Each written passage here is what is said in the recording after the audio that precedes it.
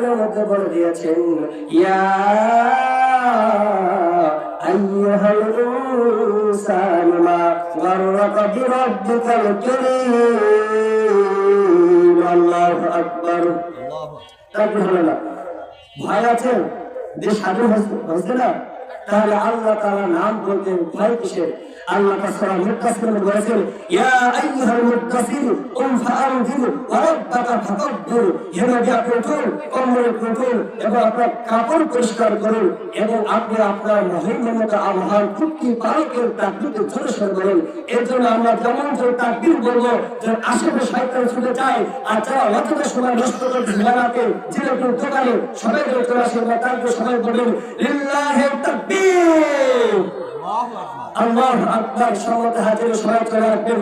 আমি যেটা বলতেছিলাম, সর্বপ্রথম আমি যেটা সূরা ওয়াকিয়া থেকে আয়াত পড়ে করেছি, ইন্নাহু লাকুরআনুন কারীম। আল্লাহ তাআলা এখানে বলেছেন, লা ইয়ামাসসুহু ইল্লাল মুতাহহারুন।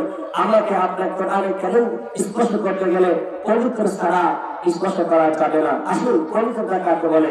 পবিত্র দুই ধরনের হয়, একটা হচ্ছে জাহিরি, একটা বাতিনি।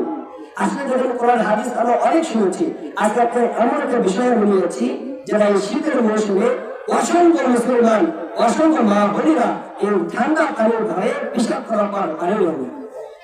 আমি খেয়াল করে দেখেছি, বলে ভাবতে আসুন নামাজ পড়ি, হুজুর কাপড় ঠিক নেই, নাউজুবিল্লাহ।